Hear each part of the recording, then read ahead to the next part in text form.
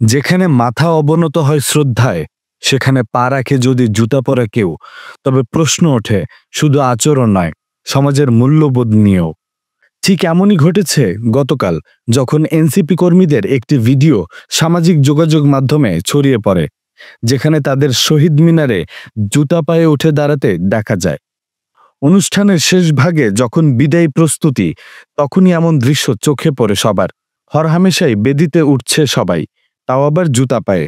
এনসিপির বিভিন্ন ইউনিটের নেতাদের শহীদ মিনারের বেদিতে এমন আচরণ কিছুটা অস্বস্তিকর। শহীদ মিনার কেবল পাথরের নির্মাণ নয়, এটি জাতিসত্তার আত্মত্যাগের প্রতীক। তবুও সেখানে দাঁড়িয়ে থাকা মানুষগুলোর চেহারায় ছিল না কোনো অনুতাপ, বরং অনেকে হাস্যোজ্জ্বল মুখে ছবি তুলেছেন। এই অবস্থায় প্রশ্ন জাগে, আমরা কি শুধু ইট পাথরের স্থাপত্য বুঝি, নাকি তার পেছনের ইতিহাস ও চেতনাও বহন করি? আরও দেখা যায় রাজনৈতিক কর্মীদের মূল্যবোধের অবস্থান কোথায়। একদিকে তারা দাবি করে জনগণের প্রতিনিধি হবার, অথচ অন্যদিকে ভাষা শহীদদের প্রতি শ্রদ্ধা দেখাতে ব্যর্থ হয়।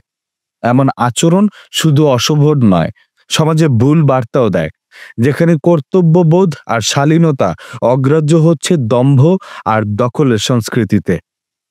বলা যায় এই ঘটনা শুধুই একটি রাজনৈতিক ভুল নয়, বরং এটি আমাদের সামাজিক মূল্যবোধ, শিক্ষা ও সংস্কৃতির সচেতনতার ঘাটতির বহিঃপ্রকাশ।